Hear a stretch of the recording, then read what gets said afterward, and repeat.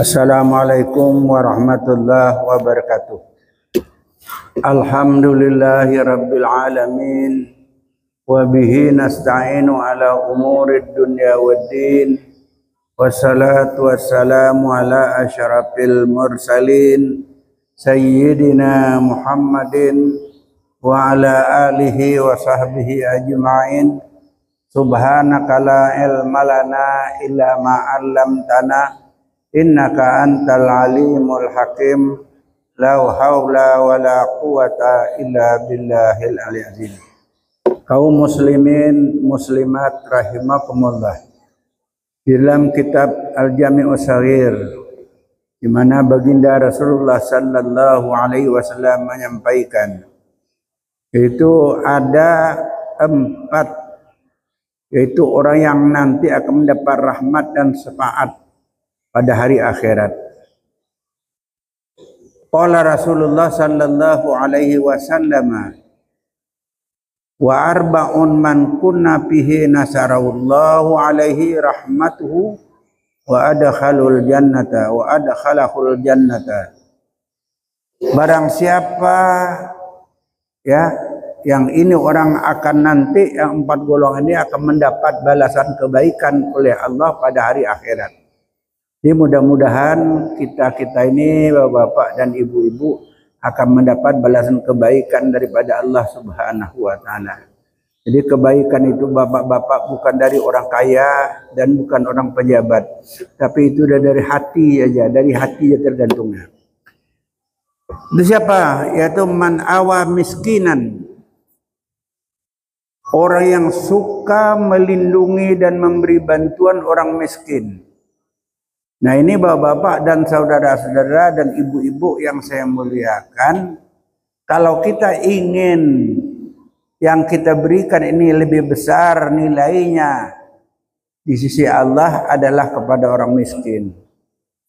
Kalau bapak-bapak dan ibu-ibu memberikan sedekah kepada orang kaya, itu terima kasihnya kecil Pak, tak begitu besar.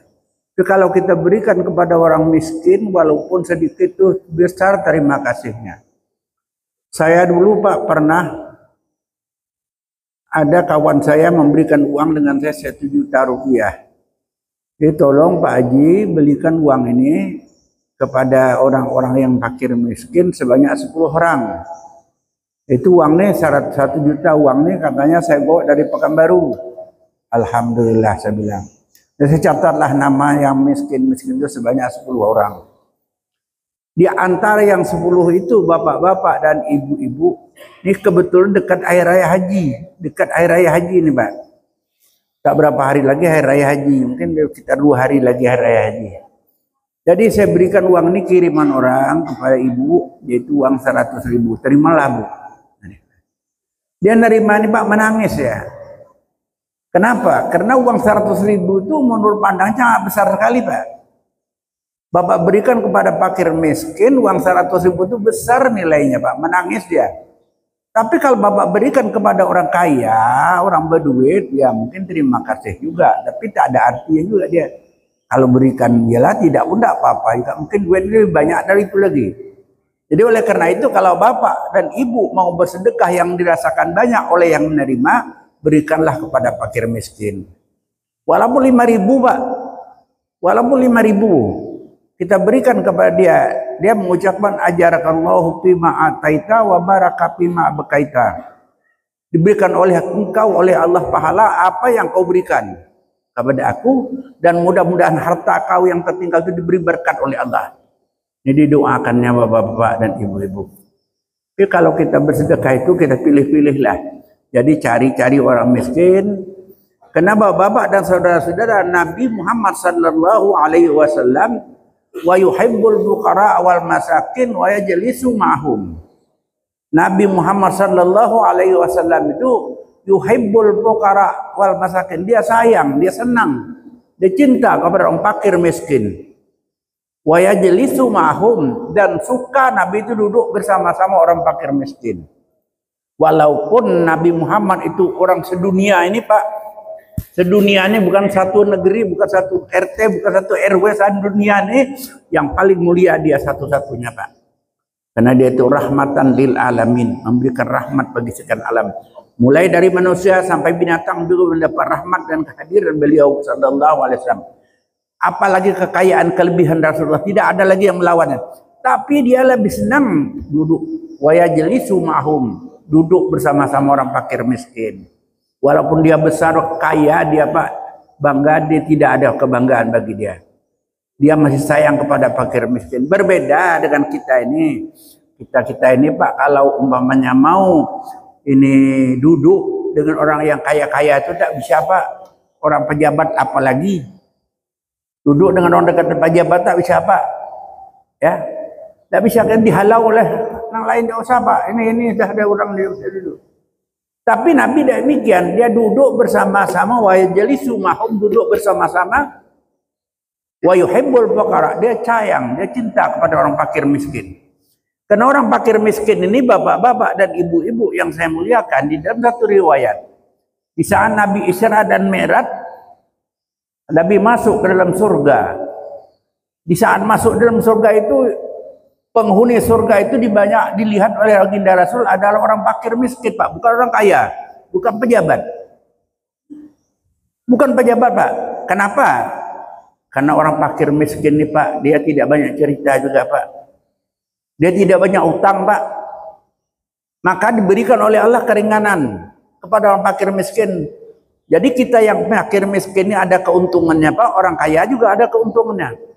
Apa keuntungan orang fakir miskin? Di antara rukun Islam itu ada dua yang tidak diperintahkan kepada dia. Pertama, orang fakir miskin itu tidak diwajibkan berzakat.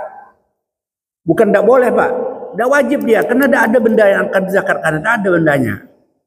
Beli beras sehari pun tak dapat, kadang-kadang sekilo sehari tak dapat. Apa yang mau dizakatkan?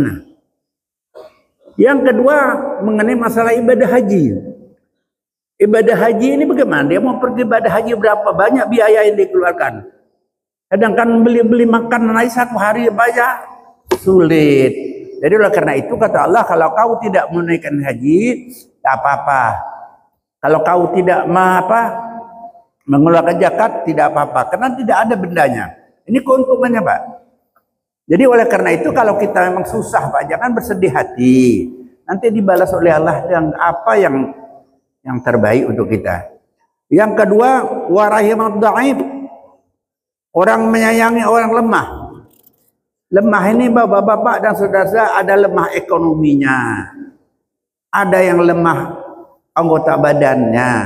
Jadi kalau kita jumpa dengan orang yang anggota lemah badannya, kalau kita kebetulan ada rezeki, kita berilah dia sesuai dengan batas kemampuannya. Ada 2.000 rupiah, 2.000 kita berikan. Ada 1.000 cuma 1.000 kita berikan. Kalau ada 10.000, 10.000. Kalau ada 100.000 lebih bagus lagi, bapak-bapak dan ibu kita berikan. Nanti yang kita berikan ini dibalas oleh Allah berlipat ganda. Di dalam sebuah hadis dikatakan, yaitu bagi orang yang berwakaf ketika dia masih hidup 1.000 rupiah, 1 dinar, 1 dirham, lebih baik daripada dia berwakaf 100 dirham setelah dia mati. Jadi kalau kita berwakaf, berimpak 1.000 rupiah ini kepada orang lain atau kepada tempat-tempat yang bermanfaat seperti masjid, surau, majelis taklim, dan kemudian pondok-pondok pesantren yang kita bantu itu, katakanlah 100.000 rupiah, ini lebih baik daripada kita mewakafkan 100.000, Pak. Kita wakafkan 100.000 lebih baik daripada 1 juta, Pak. Kalau kita dah mati. Tapi kalau kita masih hidup, berilah kesempatan, kita masukkanlah bapak-bapak dan saudara-saudara untuk kepentingan orang-orang fakir miskin. Yang ketiga, warapaka bil ma'luki, warapaka bil mamluki, orang yang sayang terhadap budak-budak dan atau anak-anak yatim. Ini bapak-bapak dan saudara-saudara, orang yang sayang kepada terhadap orang-orang yang bagaimana anak-anak yatim piatu, terutama yatim itu 2 macam, Pak. 2 yatim, yatim piatu. Kalau yatim aja ini baru meninggal ibunya, meninggal ayahnya, ini yatim namanya. Kalau ninggal ibunya tidak yatim Pak, belum yatim lagi. Tapi kalau ninggal ibu ayahnya itu yatim namanya. Tapi apabila kedua nanti meninggal, ayahnya meninggal, ibunya meninggal, itu namanya yatim piatu. Ini tidak ada. Jadi kita Pak kalau berikan bantulah dia sesuai dengan kemampuan kita. Kebetulan ada duit saya belanja tadi lebih ada 2.000 rupiah. Ya berikanlah kepada dia, mungkin dapat dia beli pensil, beli pulpen dan sebagainya. Atau makannya karena dia terlalu lapar Pak, tidak ada makan tadi di rumah. Dengan uang yang 2.000 kita berikan, alhamdulillah dapat dia beli 2 biji makanan Pak. Ini berkat nih Pak. Oleh karena itu kita jangan kalau kita nak sedekah itu kepada orang kaya, jangan orang kaya-kaya kita beri, tapi pada fakir miskin, anak-anak yatim Mbak. Kemudian yang keempat, wa ampaka alal walidain, itu orang yang taat dan suka menanggung kedua orang tuanya. Ini bapak-bapak dan ibu-ibu yang saya muliakan, kita sebagai seorang anak wajib kita hormati, wajib kita muliakan sejelek-jelek apapun, semiskin-miskin apapun. Kalau ini orang yang melahirkan saya, hormatilah dia, muliakanlah dia. Ini kadang-kadang Pak kebanyakan. Apabila orang itu kadang-kadang sudah punya istri, di saat dia sudah punya istri Pak, kadang-kadang dia lupa dengan ibunya. Lupa dengan orang yang melahirkannya. Kadang-kadang orang yang melahirkan ini dia pakai HP Pak, beritahu bagaimana anak kau, cucu saya bagaimana. Tidak dijawab, tidak dibalas, apalagi ngirimin duit. Ini termasuk anak yang kurang baik Pak. Seorang ayah, seorang nenek gitulah.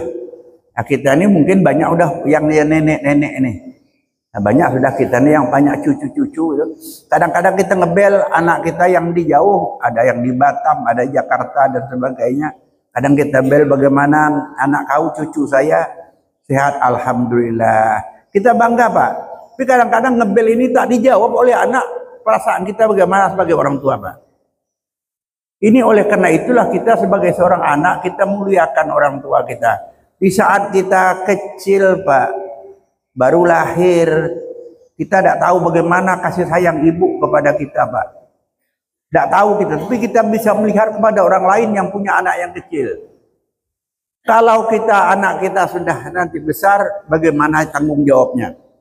Bapak-bapak dan ibu-ibu yang saya muliakan, kalau masalah kasih sayang kepada anak dan keluarganya, itu tidak usah kita lihat kepada ayam aja Pak. Ayam itu Pak, kalau dia beranak kecil, cobalah dekat Pak, sambarnya kita.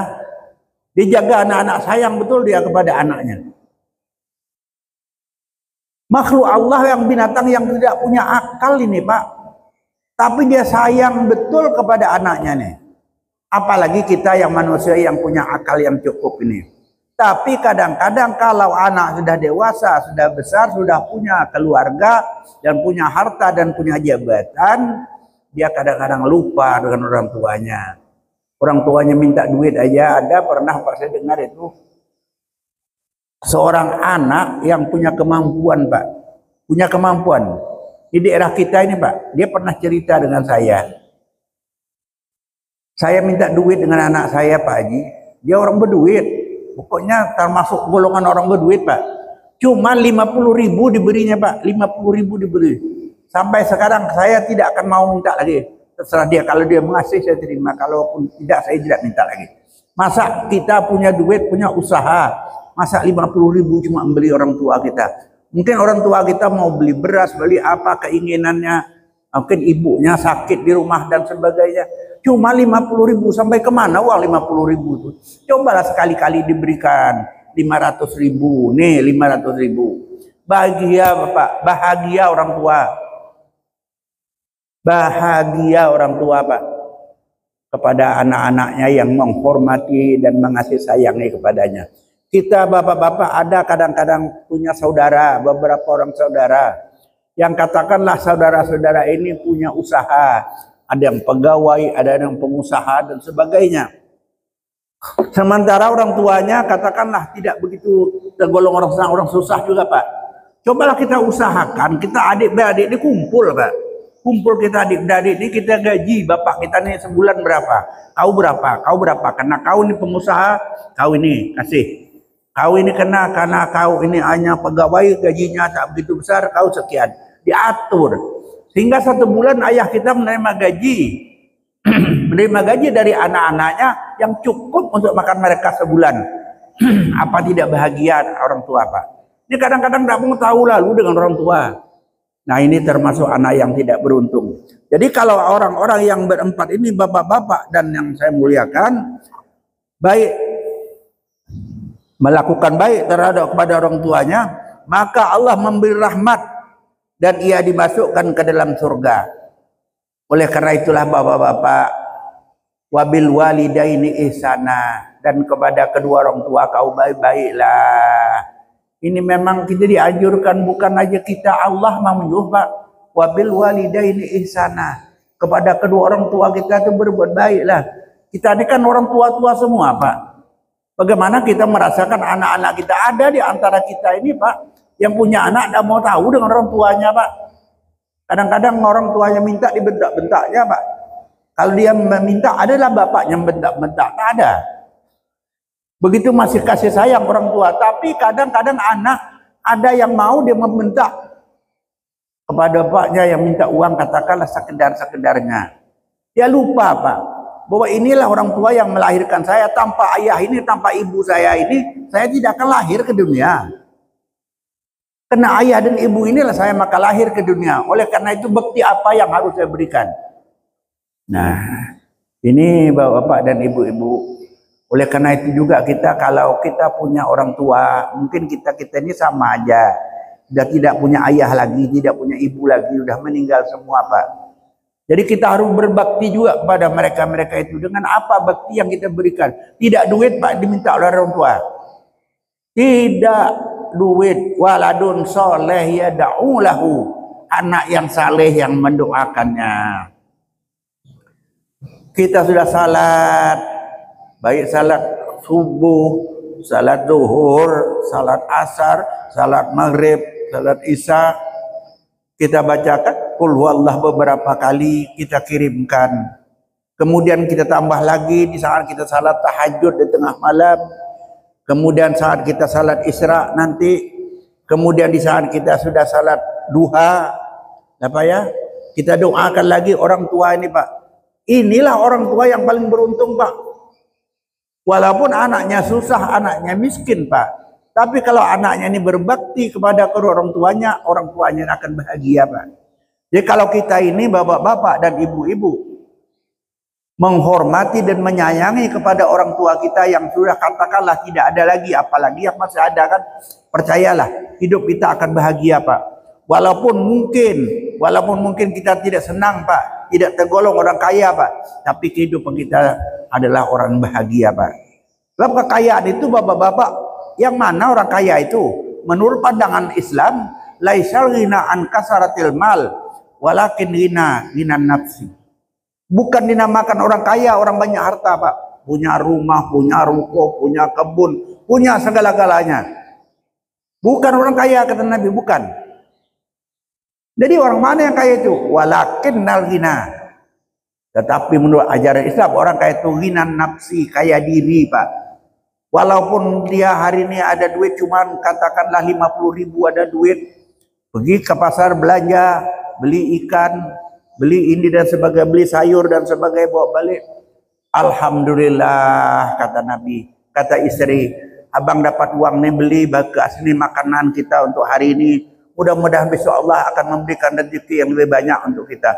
Akan bahagia, Pak, bahagia kita nih. Walaupun cuma kita belanja sekedarnya, tapi istri kita mendukung, Pak. Inilah namanya orang yang kaya, Pak.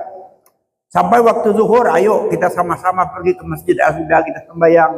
Wamai subuh, ayolah mari-mari kita sama-sama bayang di Masjid Al-Huda. Pergi dia bawa istrinya, Pak. Pergi dia bawa suaminya, pergi sama-sama ke Masjid Al-Huda dan masjid-masjid lain. Waktu subuh dan sebagainya. Inilah orang kaya, Pak. Bukan orang berharta itu kaya, Pak. Sebab orang berharta banyak itu, Pak, kadang banyak utang, Pak. Makin besar usahanya, masih banyak utangnya, Pak. Makin kecil dia makin miskin, makin sedikit utangnya. Kenapa? Karena orang miskin Pak, tak bisa berutang. Orang tak mau utangi, tak mau minjam apalagi. Jadi oleh karena itu mungkin di dunia ini pandangan-pandangan orang kepada orang fakir miskin ini bapak-bapak termasuk golongan-golongan yang kurang bagus. Dia lebih menghormati kepada orang-orang kaya dan sebagainya. Sehingga nanti bapak-bapak dan saudara-saudara yang saya muliakan, inilah orang yang menghormati orang miskin, inilah bapak-bapak yang selalu diberikan oleh Allah ganjaran pahala. Kenapa? Karena orang miskin itu selalu bersyukur. Mudah-mudahan bapak yang beri saya duit itu murah rezekinya. Dia doakan Pak. Dia doakan. Mudah-mudahan doa dari orang yang ini Pak akan diterima oleh Allah dan disampaikan kepada kita. Ini kadang-kadang ada orang yang miskin yang minta, kau doa-doa untuk aku. Doa kau aja lah. Kita tidak tahu dari mulut siapa keluar doa atau yang boleh itu Pak. Apakah bukan dari mulut kita? Mungkin dari mulut orang fakir miskin yang mendoakan kita itulah yang diterima oleh Allah. Jadi kalau dia mendoa kita, kita aminkan. Amin.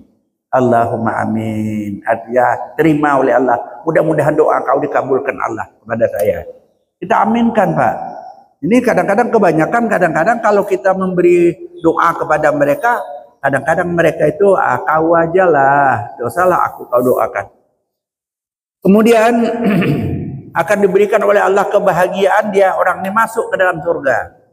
Masuk dalam surga ini balasannya bapak-bapak dan ibu-ibu luar biasa. Tak bisa kita bandingkan dengan dunia ini Pak. Demikian juga neraka itu Pak, azabnya tidak bisa samakan dengan dunia ini.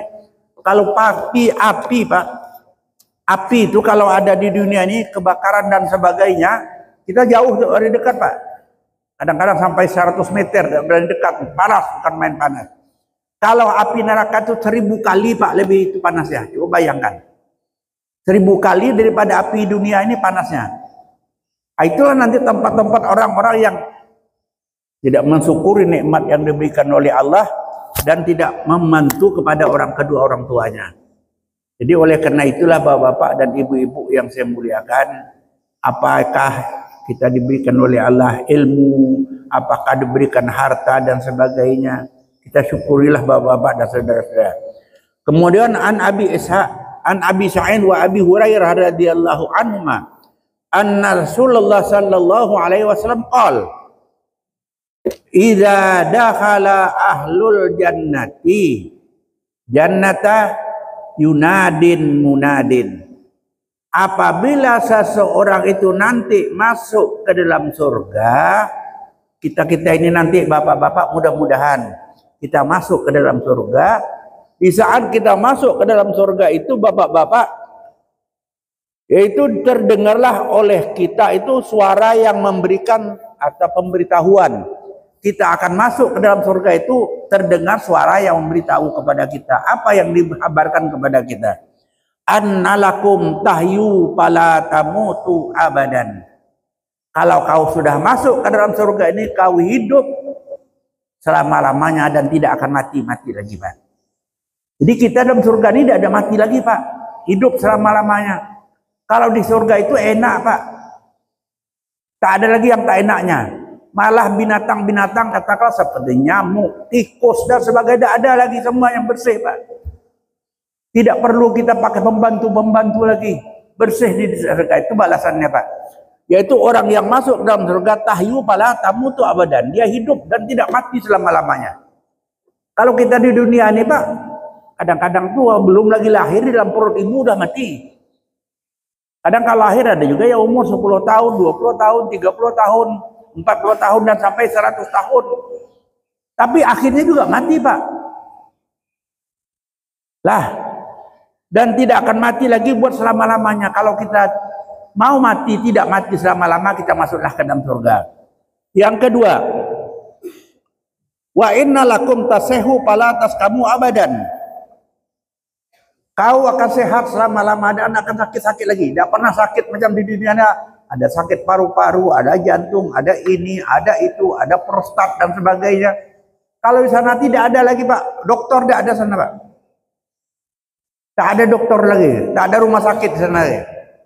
Kalau di dunia ini Pak, kalau istri-istri bapak itu sakit Pak, kemana bapak bawa supaya sehat dia Pak? Saya tanya ini, kalau bapak punya istri sekarang orang rumah, kemana bapak bawa kalau dia sehat? Kemana? Jangan dibawa ke dokter, Pak. Lambat sehatnya. Jangan dibawa ke rumah sakit, Pak. Lambat sehatnya. Jadi kalau bapak mau sehat, istri bapak udah bawa ke tukang emas, Pak. Bawa ke tukang emas. Kalau tukang emas sebentar sehat dia, Pak. Percayalah. Kalau bapak tidak percaya nanti pulang nanti bawa istri bapak ke tukang emas. Sehat dia. Jadi kalau di akhirat tidak demikian. Kalau kita punya keinginan apa yang kita inginkan, tinggal doa aja, Pak. Mau bungkus badan kita dengan emas pun bisa. Berdoa aja kepada apa yang kita minta, apa yang kita doakan. Itu sampaikanlah. Wa huwa asdaqul qailin. Allah itu benar apa yang disampaikan oleh Allah. Balasannya kepada orang berbaik-baik ini. Yang ketiga, wa inna lakum tasabbu fala tahramu abadan. Kamu tetap muda dan tidak akan tua selama-lamanya. Jadi kalau di akhirat nanti, Pak, kita rata-rata umur kita ini umur 33 tahun. Sama dengan umur Nabi Isa alaihissalam. Jadi umur kita, kalau Nabi Adam itu, Pak, umurnya, kalau Adam itu tingginya 30 meter, Pak. Kalau ini mungkin tidak lebih dari masjid, Pak, 30 meter tinggi Nabi Adam tuh. Kemudian kalau Nabi Daud itu suaranya paling bagus, Pak. Kalau dia ikut musabakah ada yang mengalahkan dia, Pak. Begitu suaranya paling bagus Nabi Daud itu. Dia punya kelebihan yang diberikan oleh Allah. Nabi ini ada kelebihan, Nabi ini ada kelebihan. Semua Nabi ada kelebihan diberi Allah. Tetapi tidak sama dengan Nabi Muhammad sallallahu alaihi wasallam. Kalau Nabi Muhammad itu, kalau orang nabi-nabi yang terdahulu diberikan kelebihan itu khusus untuk daerah-daerah aja. Kalau dia di kemilahan inhil, dia khusus untuk inhil aja. Tidak masuk rengat. Rengat itu lain lagi, begitulah kira-kira. Tapi kalau Nabi Muhammad rahmatan lil alamin, seluruh alam, dialah jadi satu-satunya, Pak. Nah, jadi Nabi Daud itu, bapak-bapak dan saudara-saudara, itu adalah suara yang paling baik dan rupa yang paling cantik, yang paling bagus itu di dunia ini, yaitu adalah Nabi Yusuf alaihissalam. Jadi kalau kita nanti bapak-bapak meninggal dunia di dalam akhirat dan surga, nanti kita rupa kita ini sangat cantik, sangat indah sekali, Pak. Kemudian umur kita ini yaitu umur Nabi Isa alaihissalam 33 tahun. Itulah kira-kira umur kita. Dan sifat kita pada waktu itu di dalam surga seperti sifat Nabi Muhammad sallallahu alaihi wasallam. Ini nanti saya gambaran-gambaran, mudah-mudahan kita akan dapat Bapak. Wa inna lakum tasabbu fala tahramu abadan. Kamu tetap muda dan tidak akan tua lagi selama-lamanya. Kalau di dunia ini bapak-bapak dan ibu-ibu kita sudah tua, tak bisa juga berbuat apa-apa. Bapak-bapak dan ibu-ibu, demikian mungkin yang dapat disampaikan, mudah-mudahan bermanfaat. Wabillahi taufiq wal hidayah. Assalamualaikum warahmatullahi wabarakatuh. Amin amin bismillahirrahmanirrahim. Alhamdulillahirabbil alamin. Wassalatu wassalamu ala asyrafil mursalin sayyidina Muhammad wa ala alihi wa sahbihi ajma'in. Allahumma ij'al jam'ana hadza jam'an marhumah wa tafarruqana min ba'dihi tafarruqan ma'sumah. Allahumma ij'al jam'ana hadza jam'an mahmuda wa tafarruqana min ba'dihi tafarruqan mahbuba. Rabbana taqabbal du'ana innaka antas samiul alim wa tub 'alaina ya Allah innaka antat tawwabur rahim. Rabbana atina fid dunya hasanah wa fil akhirati hasanah wa qina adzabannar walhamdulillahi rabbil alamin. Taqabbalallahu minkum.